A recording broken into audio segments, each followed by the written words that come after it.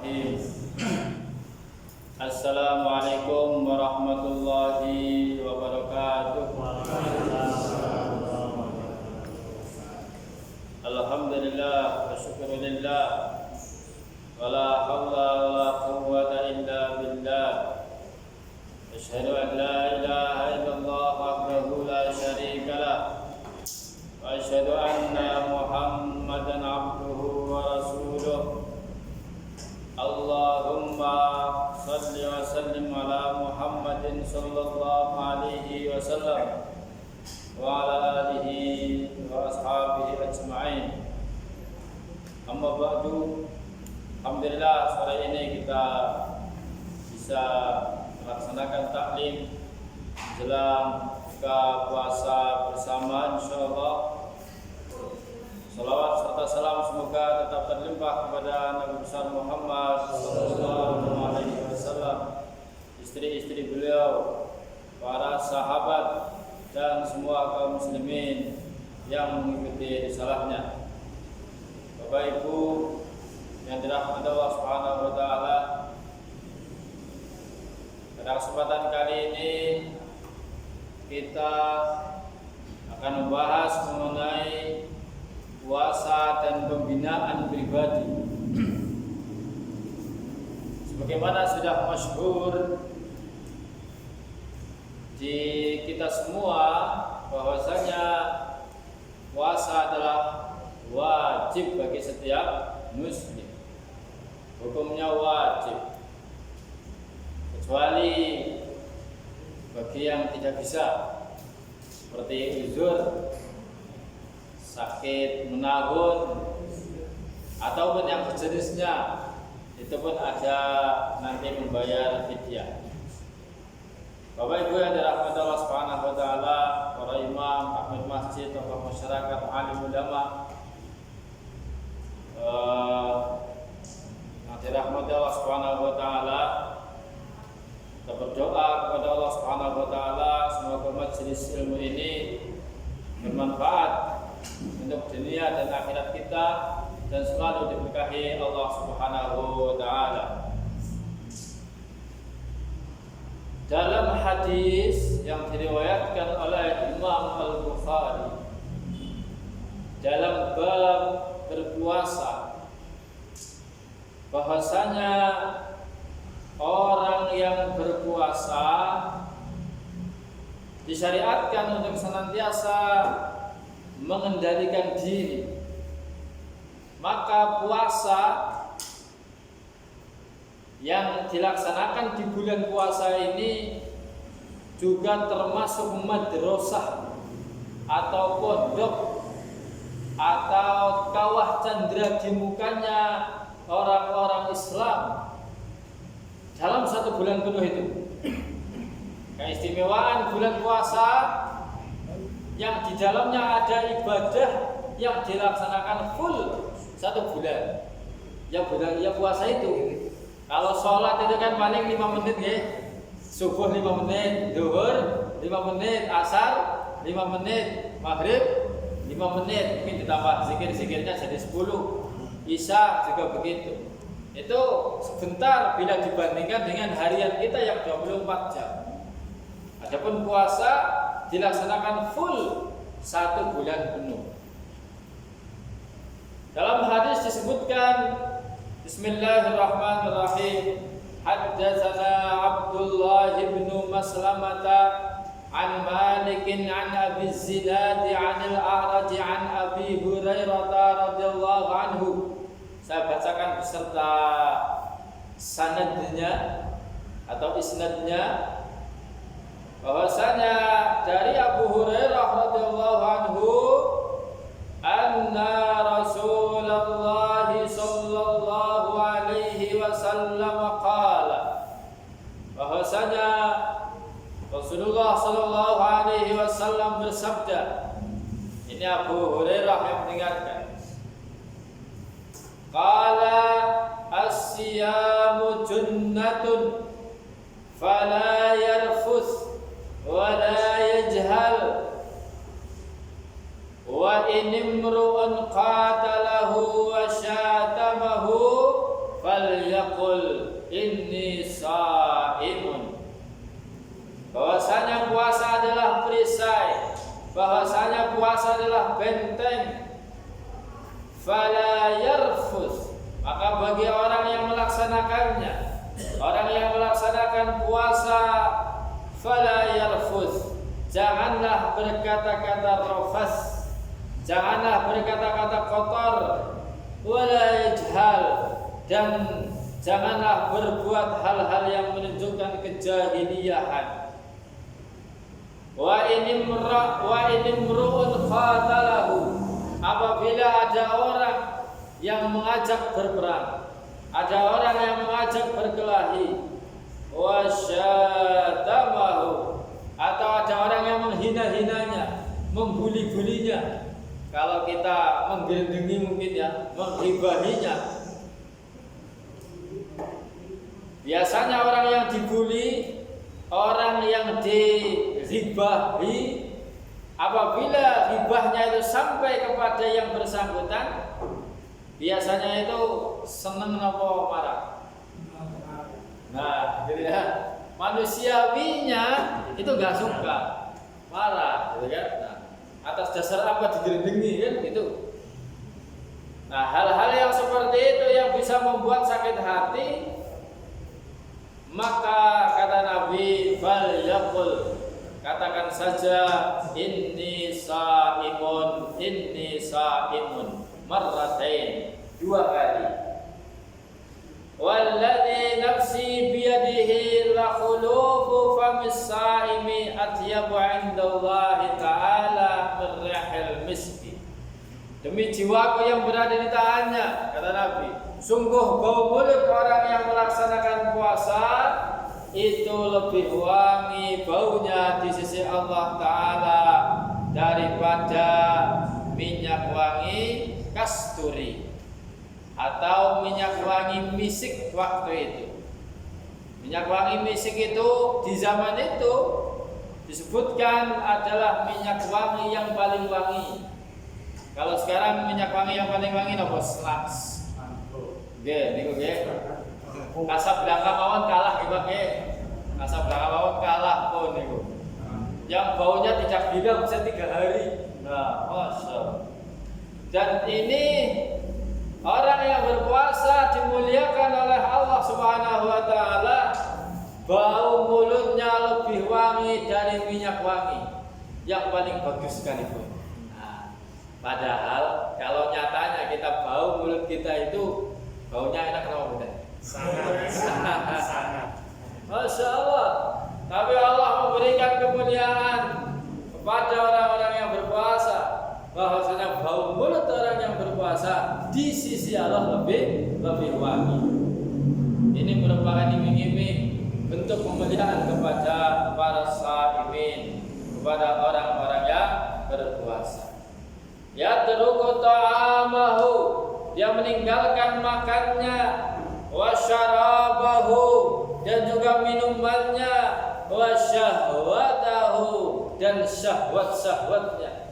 Syahwat itu keinginan duniawi. Min ajli syam, karena sedang melaksanakan puasa. Li, itu semua dia meninggalkan makanannya, minumannya, syahwatnya karena saya, kata Allah. Wa ana ajzi bihi, dan saya sendiri yang akan membalasnya. Ini merupakan kemuliaan dan Allah memberikan komitmen, statement. Manusia saja yang memberikan statement itu dipercaya kok nggih. Manusia yang memberikan komitmen dipercaya, apalagi ini Allah Subhanahu wa taala. Maka hadis ini adalah hadis qudsi. Allah Subhanahu wa taala memberikan komitmen, memberikan pahala secara khusus, bahwa Allah sendiri yang memberikan pahala kepada orang-orang yang berpuasa. Wal hasanatu bi'asyri amsalihha, dan satu kebaikan itu bisa dilipat gandakan dengan 10 kebaikan yang serupa. Dalam hadis yang lain disebutkan, hatta sab'ami'a, sampai 100 kali lipatnya, 700 kali lipatnya. Sab'a, 700 kali lipatnya. Ini adalah iming-iming kepada orang yang melaksanakan puasa. Iming-iming yang lain, janji Allah yang lain kepada orang yang melaksanakan puasa, bahwasanya orang yang melaksanakan puasa karena Allah Subhanahu wa taala, dia akan dimasukkan ke dalam surga lewat pintu khusus, yaitu yang disebut dengan pintu Rayyan. Dalam hadis disebutkan, haddatsana Khalid bin Mukhlad, haddatsana Sulaiman ibn Bilal, qala haddatsani Abu Hazim an Sahl radhiyallahu anhu an Nabi sallallahu alaihi wasallam qala, dari Nabi sallallahu alaihi wasallam beliau bersabda, inna fil jannati baban, sesungguhnya di dalam surga itu ada sebuah pintu. Ada sebuah pintu. Yang aslinya pintu itu kan banyak. Nah, di sini ada sebuah pintu, yuqalu lahu ar-Rayyan. Yang pintu itu disebut dengan pintu Rayyan. Artinya apa pintu Rayyan? Ketika diterjemahkan dalam kitab Riyadhus Shalihin, di sana disebutkan makna Rayyan artinya pintu kesejukan, atau sejuk itu apa ya? Iya, pintu kesejukan. Nah, maknanya gitu kan. Dalam kitab Riyadhus Shalihin. Di dalam hadis disebutkan, yadkhulu minhu as-saimuna yaumal qiyamah, masuk lewat pintu itu orang-orang yang berpuasa pada hari kiamat. La yuqalu minhu ahadun ghairuhum, tidak bisa masuk lewat pintu itu kecuali mereka, kecuali orang-orang yang saimun. Selain para saimun tidak bisa masuk, tidak bisa masuk lewat pintu Rayyan. Yuqalu, disebutkan di absen. Jadi pintu itu kemudian memanggil orang-orang yang berpuasa. Yuqalu aina saimun, aina saimun, aina saimun. Wahai orang-orang yang sedang antri masuk surga, mana orang-orang yang berpuasa? Mana orang-orang yang berpuasa? Dipanggil-panggil. Kemudian yang mendengar begitu, bahasa kitanya itu fayaqumuna, mereka kemudian kama yaqumu qiyaman yaqumun, pada berdiri. Orang yang ahli puasa itu berdiri. Kemudian apa? Disuruh masuk ke dalam surga Allah Subhanahu wa taala. Khusus untuk orang yang berpuasa. La yadkhulu minhu ahadun ghairuhum, tidak bisa masuk lewat pintu itu selain mereka. Jadi pintu Rayyan khusus untuk orang yang berpuasa. Fa idza dakhalu, apabila mereka semua sudah dakhalu, sudah masuk ke dalam surga, ughliqa, pintu itu ditutup. Falam yadkhul minhu ahadan, dan tidak bisa masuk lewat pintu itu seorang pun kecuali mereka. Yang tidak berpuasa tidak bisa masuk, walaupun banyak, tapi bukan ahli puasa, pintu itu ditutup. Ughliqa. Sekiranya kita bisa menggambarkan di dunia, kita pernah antri yang seperti itu, terasa sekali kan? Kita bukan berhak gitu ya. Nah, waktu itu pernah ke Stadion Solo itu, nggak punya tiket gitu kan, bukan peserta gitu kan. Nah, ada petugasnya. Kita tidak dipanggil dan tidak kenal. Yang dipanggil yang punya tiket, harap berdiri. Nah, kebetulan saya punya tiket, bisa berdiri, dipanggil-panggil, lewat pintu sini. Nah, nggak bisa ngapa-ngapain, kan gitu. Kasihan. Itu di dunia. Padahal sudah desak-desakan di depan pintu. Para sedulur yang dirahmati Allah Subhanahu wa taala. Ini adalah perumpamaan masuk lewat pintu raya. Dalam hadis yang lain, dalam hadis yang ke-1764, hadis riwayat Bukhari, dalam kitab Jami' Sahih. Kitab Jami' Sahih niku kitab sing ditulis teng Imam Bukhari. Kertas Imam Bukhari nggih. Salah satu imam ahli hadis yang disebutkan hadis yang diriwayatkan oleh Imam Bukhari yang ditulis di dalam kitab Jami' Sahih semuanya sahih. Semuanya sahih. Boten-boten sing tidak sahih. Oke. Kenapa? Karena beliau mengkhususkan kitab Jami' Sahih yang sahih semua. Ada juga beliau menulis kitab yang bukan sahih. Beliau memasukkan dalam kitab Jami' Sahih pinten hadis 9.000-an hadis. 9.236. Padahal beliau hadis hafal berapa hadis? 200 ribuan hadis sahih. Hafal 200.000 hadis sahih dan hafal juga hadis 200 ribuan hadis yang tidak sahih. Sing boten sahihnya apa? Tapi beliau memasukkan dalam kitab ini 9.000-an hadis. Kayak dewek kapal pinten hadis? 10 bae. Kesupen nggih. Nah, kan boro-boro hadis Quran bae. Aduh, dereng nggih. Oke. Ini salah satu keistimewaan dalam kitab Jami' Sahih. Yang mana di dalam Jami' Sahih ya sanadnya, ya matannya itu sahih semua. Yang dimaksud sahih, orangnya itu terpercaya.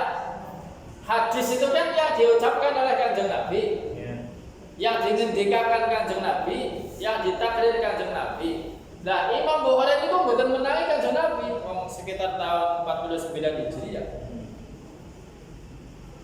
149 generasi tabi'in atau tabi'in generasi sesudah keempat sudah Kanjeng Nabi. Maka urutannya kan sekitar 4 atau 5 orang. Misal haddatsana Ibrahim ibnul Munzir setunggal, qala haddatsani Ma'nun kali, qala haddatsani Malik 3, an Ibn Syihab 4, an Humaid bin Abdurrahman 5, an Abi Hurairah radhiyallahu anhu anna Rasulullah sallallahu alaihi wasallam qala. Tujuh barang derek. 7 perawi, nggih, 7 perawi. Dan Imam Bukhari sampai 7 perawi itu sampai Kanjeng Nabi hafal perawinya. Walaupun boten kepanggih. Walaupun tidak jumpa, dihafal. Hafal beserta karakteristiknya, sifat-sifatnya. Maka disebutkan yang sudah masuk ini beliau masukkan dalam kitab hadis Bukhari karena tahu karakter para perawinya. Beliau yang disebut para perawi itu, satu, ingatannya kuat. Ingatannya, hafalannya itu kuat. Kalau hafalannya nggak kuat, nggak disebutkan. Yang kedua, ibadahnya juga kuat. Bening ibadah kuat. Anggar hafalannya pun kuat, pun pinter kata niku. Ning gone salat kena sok buri dewek, masbuk kata niku, boten dimasukkan. Nah, oke. Oh, monggo Pak. Assalamualaikum.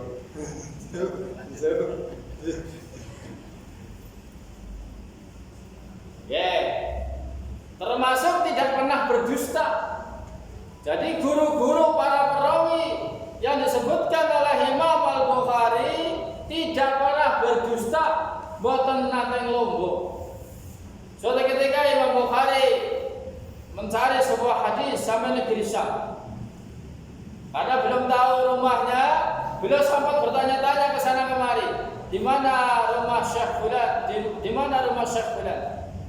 Sampai kepada rumah yang hampir dituju, beliau bertanya kepada seseorang, "Ya Syekh, saya mau bertanya Syekh Fulan ini, saya mau ngaji sebuah hadis." Ditunjuki, itu di sana rumahnya. Itu sudah dekat. Ketika beliau mendekati rumahnya, ternyata orang yang dimaksud sedang di luar rumah, di halaman rumah, gitu kan? Sedang mempani seekor kucing, memberi makan seekor kucing. Kemudian diketahui sang guru itu sedang memegang sebuah nampan gue bahasa Indonesia batok atau mangkok digentak-gentakan ke bumi, bahasa kita teng gitu ya. Nah, teng gitu ya, mangkok atau apa itu ya, bahasa Indonesia piring pecah gitu ya. Gompani kucing sih biasanya. Nah, teng. Nah, kucingnya mendekat. Ketika kucingnya sudah mendekat, Imam Bukhari sudah melihat prosesnya. Ternyata ketika sudah mendekat, ternyata di wadah itu tidak isi sesuatu pun. Tempat itu kok kosong. Kucingnya apa? Guys, gitu kan? Nah, kucingnya baik. Ini jeruk teng, ternyata tidak ada makanannya. Akhirnya melihat kejadian itu, Imam Bukhari balik kanan. Tidak ngaji bertanya, tidak jadi ngaji kepada syekh tersebut. Kenapa? Karena diketahui syekh tersebut membohongi seekor kucing. Bohong lah ya, bis diceluk-celuk. Jebule anu tempat kosong, kucingnya ndais gitu kan. Nggih. Ngeprank ya, bahasa kita ngeprank Jawa ini. Diprank itu kucingnya. Imam Bukhari tidak jadi. Kenapa? Karena orang itu sudah berani dusta kepada seekor kucing, apalagi kepada manusia. Maka Imam Bukhari balik kanan dan tidak jadi bertanya hadis kepada orang tersebut. Padahal sudah datang dari jauh. Enggak hanya Merdeka, tapi jauh, harian. Ini salah satu contoh bahwa beliau sangat memfilter mencari seorang guru. Nah, kalau kita sekarang guru kawan ditambani murid dia kan banyak alasan gitu ya. Pak dari apa banget Pak? Ya, murid sini kan kadang jarang bahasa gitu. Pak, saya kesiangan Pak. Iya, terus cari-cari alasan, ya kan? Masya Allah. Belum lagi masalah ibadahnya. Gimana zaman guru zaman sekarang? Sholatnya di mana? Apa di saf terdepan? Apa saf belakang? Munfarid? Atau bahkan lebih ngeri lagi, sholatnya entah di mana, gitu kan? Enggak nampak di dalam masjid. Maka kita perlu memfilter, mencari guru-guru yang di dalam agama Allah, mencari guru-guru yang istimewa untuk anak-anak kita, mencari guru-guru yang dinnya bagus, kan begitu. Ya tidak harus di saf terdepan, tapi ya di saf belakangnya, saf kedua, kan mending ini itu. Tidak harus jadi imam. Syukur guru-guru untuk anak-anak kita adalah orang-orang yang alim. Ya, alim itu berilmu. Yang disebut berilmu adalah mengilmui dan melaksanakan. Karena yang disebut dengan ilmu adalah yang dilaksanakan. Al-ilmu huwal amal. Agar ilmu tidak diamalkan itu katanya seperti pohon yang tidak berbuah. Al-ilmu bila amalin kasyajari bila amalin. Tegur wae orang manfaatnya kan gitu. Nah, walaupun emang ya gak suluh kan gitu. Nah, sebagian para saudara yang dirahmati Allah Subhanahu wa taala, dalam hadis yang diriwayatkan oleh Imam Al-Bukhari disebutkan anna Rasulullah sallallahu alaihi wasallam qala, bahwasanya Rasulullah sallallahu alaihi wasallam bersabda, man anfaqa zawjaini fi sabilillah nudiya min abwabil jannah. Barang siapa yang berinfak sepasang di jalan Allah Subhanahu wa taala, dia akan dipanggil dari pintu-pintu surga. Ya Abdullah, kata Nabi kepada sahabatnya, wahai hamba Allah, hada khair, ini adalah pintu-pintu kebaikan. dalamnya berarti ada Abu Hurairah. Ini adalah pintu-pintu kebaikan. Faman kana min ahlis salati, barang siapa dari golongan orang-orang yang gemar melaksanakan salat, dari golongan ahlis salat, ju'iyya min babis salat, maka dia akan dipanggil dari pintu salat, babis salat. Ada lagi pintu yang lain. Wa man kana min ahlil jihad, barang siapa dari golongan orang-orang yang dari golongan yang jihad di jalan Allah Subhanahu wa taala, dari golongan orang-orang yang berjuang di jalan Allah Subhanahu wa taala, berperang di jalan Allah Subhanahu wa taala, du'aya min babil jihad, maka dia dipanggil dari babul jihad, pintu jihad, pintu orang yang berjuang di jalan Allah Subhanahu wa taala. Wa man kana min ahli siyam, barang siapa dari golongan orang-orang yang berpuasa, orang-orang yang menahan diri, orang-orang yang imsak dari terbit fajar tadi pagi sampai terbenam matahari karena Allah Subhanahu wa taala, maka du'ya min ahlir rayyan, du'ya min babir rayyan. Jadi ahli siyam du'ya min babir rayyan. Orang-orang yang berpuasa itu dipanggil lewat pintu rayyan. Wa man kana min ahli sadaqah, barang siapa dari golongan orang-orang yang bersedekah, menafkahkan harta di jalan Allah Subhanahu wa taala, menginfakkan harta di jalan Allah Subhanahu wa taala, maka dia du'ya min ahli shadaqah, jadi panggil dari pintu sedekah. Jadi ada beberapa yang dikenalkan kepada kita. Ada babu al-jihad, pintu jihad, pintu perjuangan. Ada babu shalah, pintu orang yang melaksanakan salat. Ada babur rayyan, pintu khusus untuk orang-orang yang berpuasa. Ada babus sedekah, adalah pintu yang khusus untuk orang-orang yang bersedekah. Yang mengetahui rahasianya adalah Allah Subhanahu wa taala.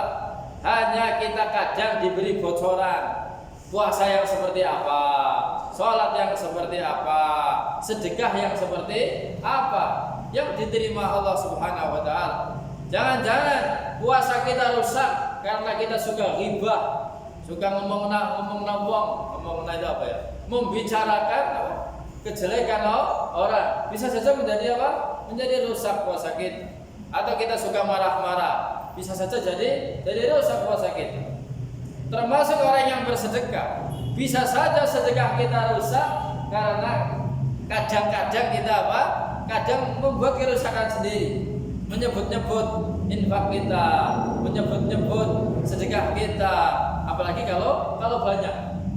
Dalam ayat yang lain disebutkan wala tubtilu sadaqatikum bil manni wal adha. Janganlah engkau batalkan sedekahmu itu dengan engkau menyebut-nyebutnya, apalagi sampai menyakiti hati penerima. Kok mari anaknya dewek padahal karo ora tulungi. Oh wis tau tuku sepatu wis, jajan wis, lambe wis, dene gen rewel karena tuku pimen. Nah. Cok loro wong atas niku kan. Nah. Disebut kebaikan-kebaikannya kepada anaknya. Ketika anaknya rewel, nate ningali putrane rewel. Nggih. Cokan kados niku. Sampai kebablasan menyebut kebaikan-kebaikannya. Tidak hanya kepada anak, kepada istri pun begitu. Ibu, panggilnya ibu napa mama? Bu, kau itu macam-macam perhiasan, ya baju, ya apa sing ora, dan ora taat mari nyong. Nah, jadi dia mengungkit-ungkit pemberiannya. Jangan-jangan gitu kan? Nah, sedekah kita kepada istri kita, sedekah kita kepada anak kita menjadi batal karena apa? Karena diungkit-ungkit. karena disebut-sebut gitu kan. Istrinya juga sama, Pak Kangar ora tak masak kena, nggak makan lah. Pak kalau nggak saya cucikan bajunya, ora kelambeng kan gitu. Pak Kangar tak gugah, rainan. Jadi disebut-sebut kebaikannya. Maka kita berdoa kepada Allah Subhanahu wa taala, semoga kita berbuat kebaikan betul-betul ikhlas lillahi taala. Seandainya kita menyebut gitu ya, semoga istri kita, anak kita tidak sakit hati kan gitu. Itu adalah untuk penyadaran, untuk tarbiyah, untuk pendidikan. Atau Mas, bapaknya sudah berusaha sekuat tenaga untukmu. Nah, kamu ya jadi anak yang soleh kan gitu. Nah, sebagai bentuk tarbiyah. Tapi kalau sampai mengungkit-ungkit karena mengharapkan pujian dari anak kita, mengharap pujian dari istri kita naudzubillah, kan? Nah, kita berusaha.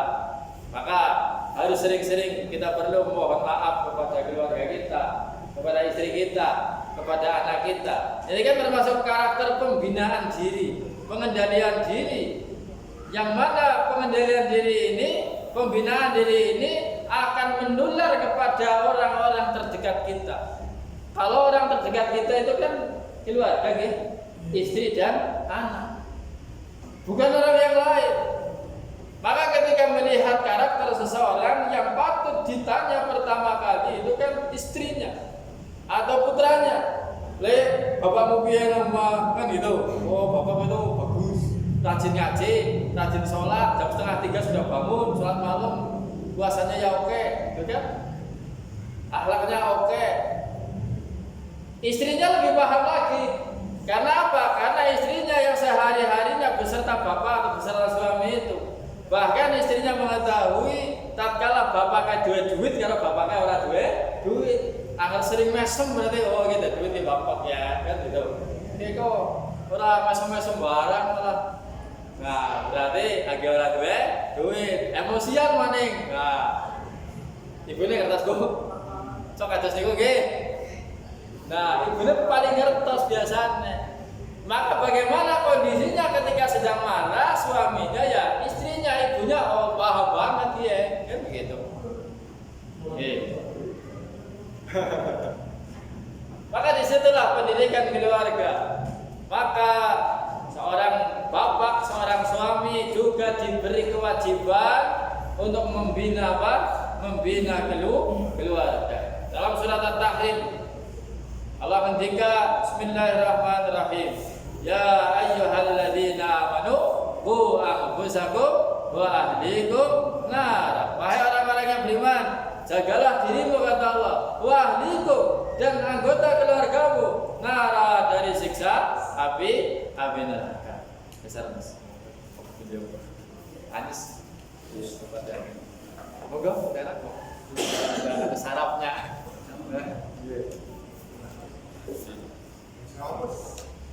Oke.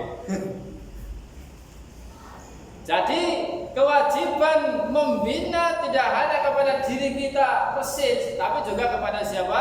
Anggota keluarga kita. Kita boleh berbangga terhadap diri sendiri. Alhamdulillah, boleh bersyukur kita sholatnya di masjid. Tapi kita akan lebih berbangga lagi, lebih bersyukur lagi kalau anak kita juga ikut ke masjid. Nah, tanpa disuruh lebih hebat lagi. Bapaknya tindak, putranya ngintil, kan gitu. Mungkin awal-awalnya perlu digandeng, perlu diajak. Bukan disuruh, lebih tepatnya apa? Diajak. Kalau disuruh kadang ada sesuatu hal yang tidak sempurna. Mas, ayo ke masjid. Itu sudah 5:30 mau menjelang maghrib.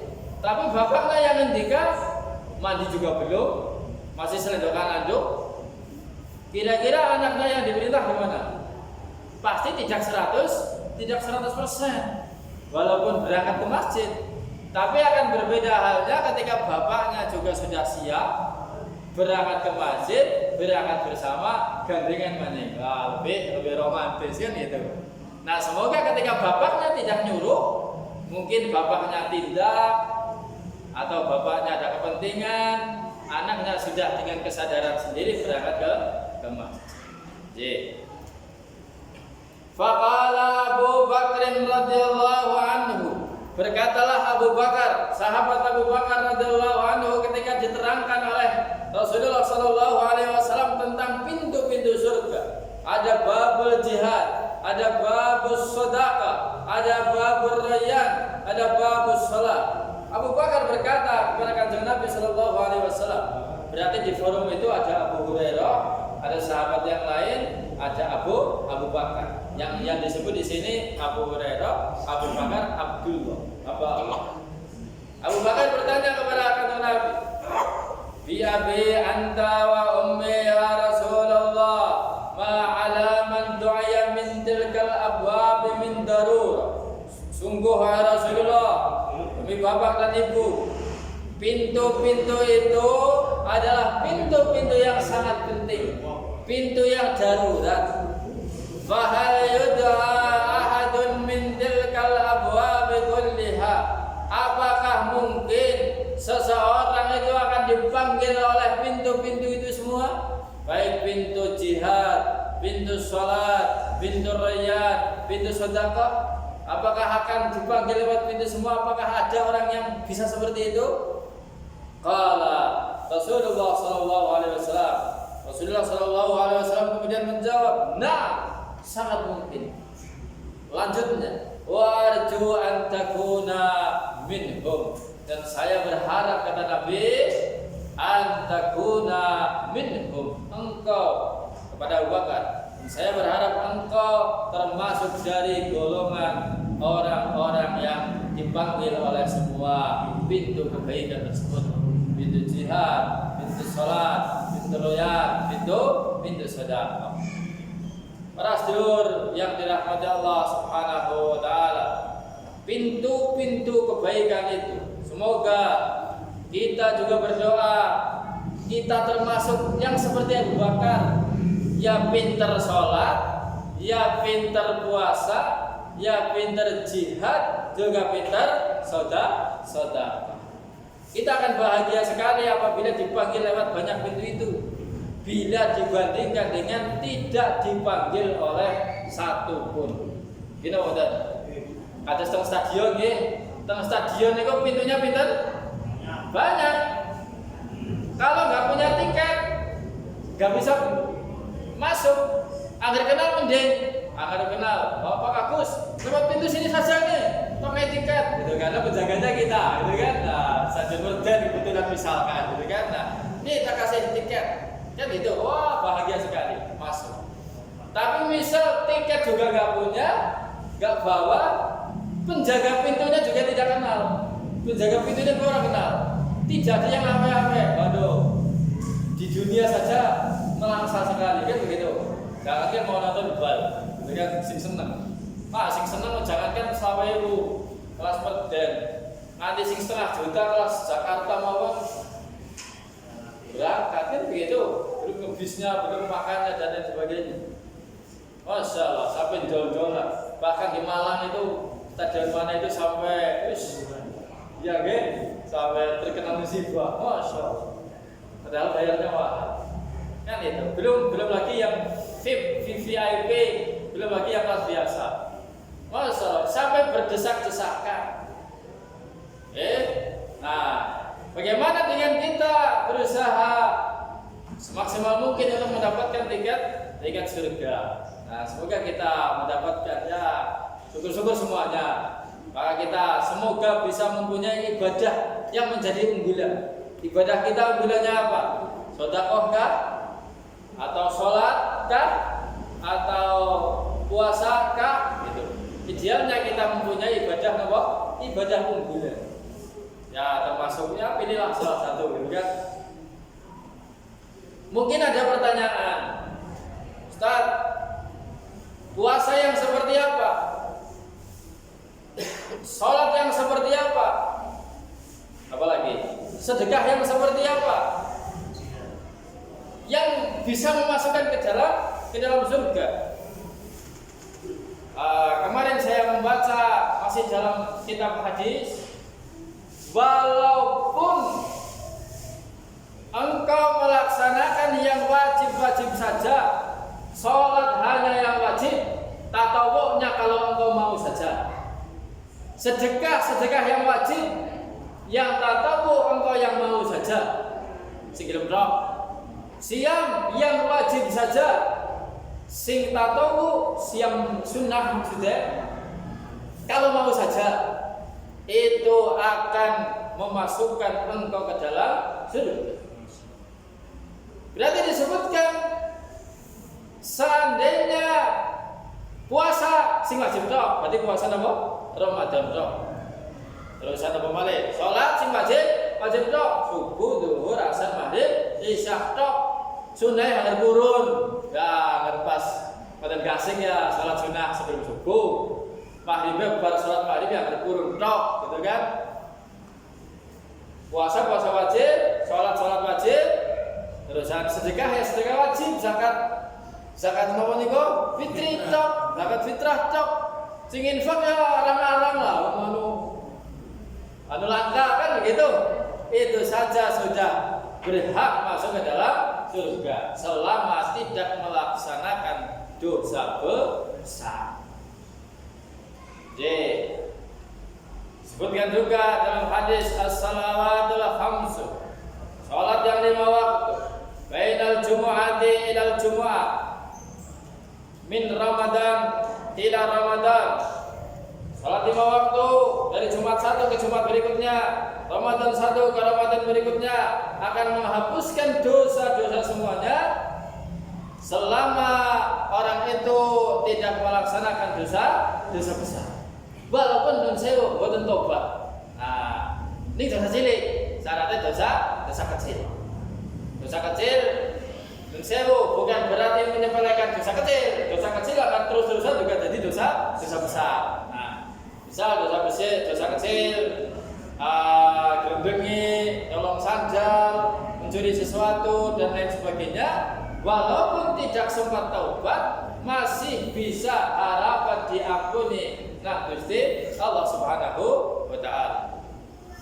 Ini maksudnya hukum prioritas, gitu kan? Nah, tapi bukan berarti kita terus lawan apa-apa, kajian dia komisioner jadi orang apa-apa garap diampuni, bukan seperti itu, gitu kan? Ini untuk menunjukkan derajat dosa. Kalau derajat dosa yang paling dosa adalah dosa syirik kepada Allah Subhanahu wa taala. Innallaha la yaghfiru ay yushraka bihi wa yaghfiru ma duna dzalika liman yasha. Sesungguhnya Allah tidak akan mengampuni dosa syirik dan akan mengampuni dosa yang lain selain itu kalau Allah menghendaki.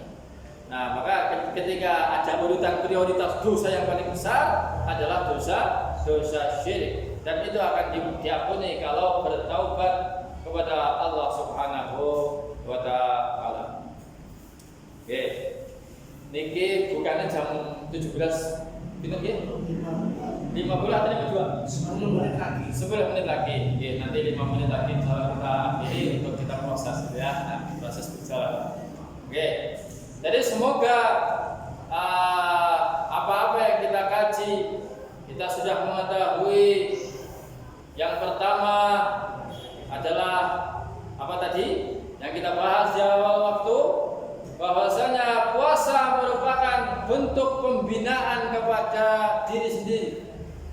Yang kedua, Allah Subhanahu wa taala memberikan iming-iming, memberikan janji kepada kita semua bahwasanya orang yang berpuasa ada pintu khusus lewat pintu Rayyan, babur Rayyan. Di samping pintu-pintu kebaikan yang lain, ada pintu sedekah, ada pintu salat, pintu jihad, pintu apa lagi? Salat, jihad, Rayyan dan sedekah. Semoga dengan kita belajar hal itu, kita akan menjadi lebih bersemangat dalam beribadah, khususnya di bulan suci ini, bulan Ramadan, yang mana bulan Ramadan adalah termasuk bulan yang paling mulia dalam satu tahunnya dibandingkan bulan-bulan yang lain. Seperti hari Jumat adalah hari yang mulia, hari yang paling mulia di antara hari-hari yang lain. Khairu yaumin tala'at 'alaihi syamsu yaumul jumu'ah. di mana di situ terbit matahari dari timur. Nabi Adam alaihissalam dicipta hari Jumat. Nabi Adam alaihissalam masuk ke surga juga hari Jumat. Dan Nabi Adam alaihissalam ukhrija minha fi yaumil Jumat, dikeluarkan dari surga juga hari Jumat. Para saudara yang dirahmati Allah Subhanahu wa taala, semoga apa-apa yang kita kaji pada kesempatan kali ini bermanfaat untuk dunia kita dan akhirat kita, dan Allah Subhanahu wa taala selalu memberi keberkahan kepada kita semua. Marilah kita tengadahkan tangan kita berdoa kepada Allah Subhanahu wa taala. Semoga Allah senantiasa menerima amal saleh kita, menerima amal ibadah kita, menerima puasa kita, menerima membaca Al-Quran kita, menerima salat kita, menerima zakat, infak, wakaf kita, dan semua amal kebaikan kita. Dan semoga Allah mengampuni dosa-dosa kita, dosa anak-anak kita, dosa keluarga kita, dosa guru-guru kita, dosa pemimpin kita, dosa kaum muslimin muslimat, baik yang masih hidup maupun yang sudah wafat. A'udzubillahi minasyaitonirrajim. Bismillahirrahmanirrahim. Alhamdulillahirabbil alamin. Hamdan syakirin, hamdan na'imin, hamdan ya'amahu yukafi mazida. Ya Rabbana lakal hamdu kama yanbaghi li jalali wajhikal karim wa 'azimi sultan. Allahumma salli ala Muhammad wa ala ali Muhammad kama shallaita ala Ibrahim wa ala ali Ibrahim fil alamin innaka Hamidum Majid. Allahumma ighfir lil mu'minina wal mu'minat wal muslimina wal muslimat al ahya'i minhum wal amwat ya qadil hajat. Allahumma inna nas'aluka al-huda wat tuqa wal afafa wal ghina. Rabbana hab lana min azwajina wa dhurriyyatina qurrata a'yunin waj'alna lil muttaqina imama. Dhahabat dhama'u wa btallat al-uruqu wa thabata al-ajru insyaallah. Rabbana atina fid dunya hasanah wa fil akhirati hasanah wa qina adzabannar. Subhana rabbika rabbil izzati amma yasifun wa salamun alal mursalin walhamdulillahi rabbil alamin. Demikian apa yang kami sampaikan. Mohon maaf apabila ada kesalahan. Kita tutup dengan hamdalah dan doa kafaratul majlis bersama. Alhamdulillahi rabbil alamin. Subhanakallahumma wa bihamdika asyhadu an la ilaha